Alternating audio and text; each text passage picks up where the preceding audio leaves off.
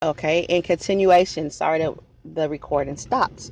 Next, they're going to have policing. Policing is when the police follow you and ready to pull you over for every little thing you do. You blink wrong, the police is going to be right there on the scene. You go to the post office, you're going to see the trucks pull up with their sirens as if staging accidents. And the reason why I call them a stage accident, because I seen a couple of times where I went to the store and all of a sudden the fire truck is just there talking to a projection. Excuse me, I said it wrong, but you know what I mean. I got tongue tied because I was looking at something.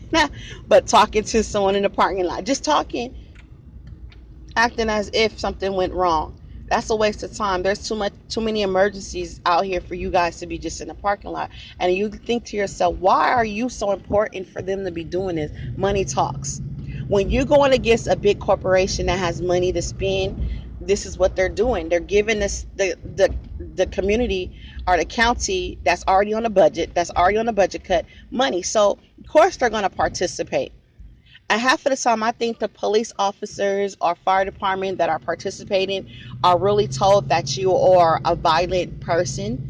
Half of them don't know that it's just a game. Half of them know that it's slander. Half of them know that this is just something they're participating in that's a waste of time. So they're going to do their job. If your manager comes to you and you're already in the commist of protecting your community, what are you going to do? Protect your community. So I really think half of them do not know what they're doing.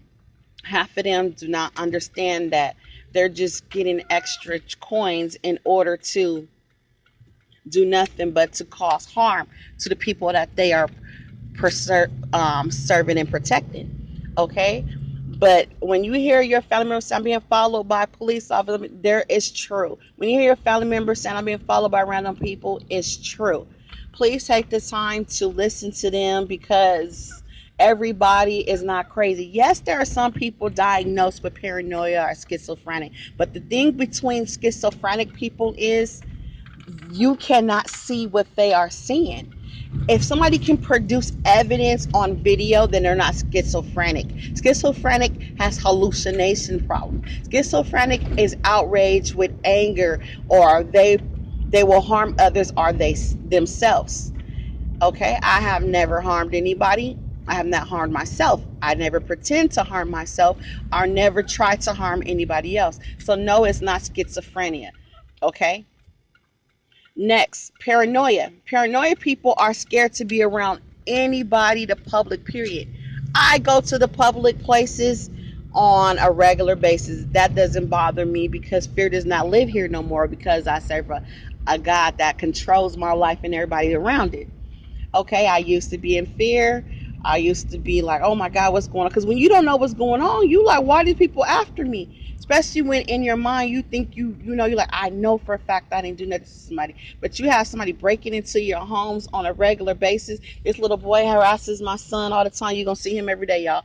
But when you see stuff like that, you see how the car just waiting. This is a part of the tactic. Have you ever seen a car just sit in the middle of the street and wait and look lost? Look at her, y'all. Look at her. Gang stalking to the third degree. Now she all of a sudden knows her directions. This is what we get.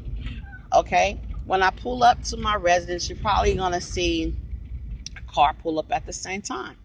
Gang stalking to the third max.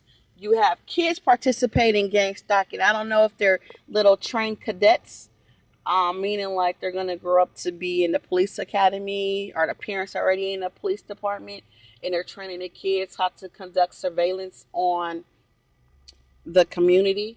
I even saw where they were submitting applications via online for police training. I don't know what the police training consists of.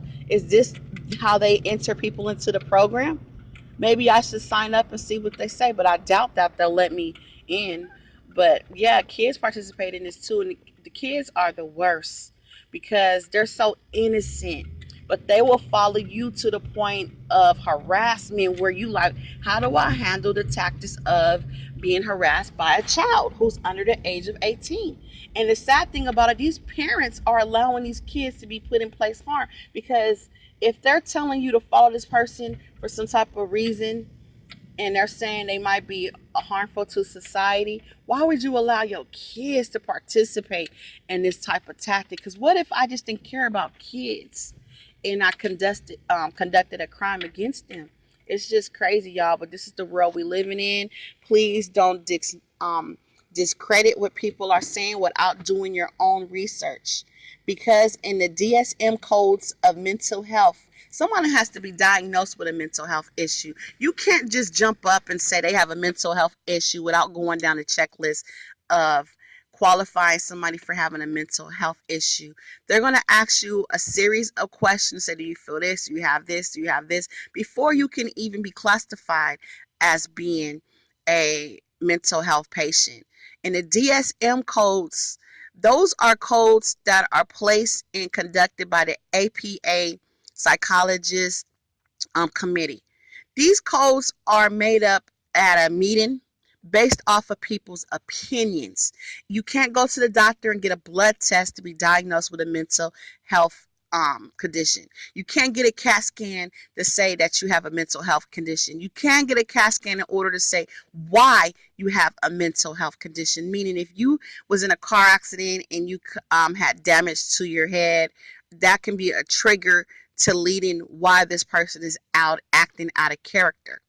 In my opinion, a lot of mental health patients have been misdiagnosed based off of someone else's opinion, based off of someone not liking someone. For instance, when you have an argument with someone, what's the first thing they do to be able to discredit you? They start yelling, having a shouting match, or calling you out your name. But however, when you're having an argument or disagreement with someone in the corporate world, what's the first thing they can do? She's crazy. Why? Because when somebody's classified as being crazy, you can discredit everything that comes out their mouth. It can be put into a resource of saying non-believable. That's why I'm trying to tell targeted individuals to gain control of your emotions. Your emotions is going to be the first thing that's going to defeat you before they can.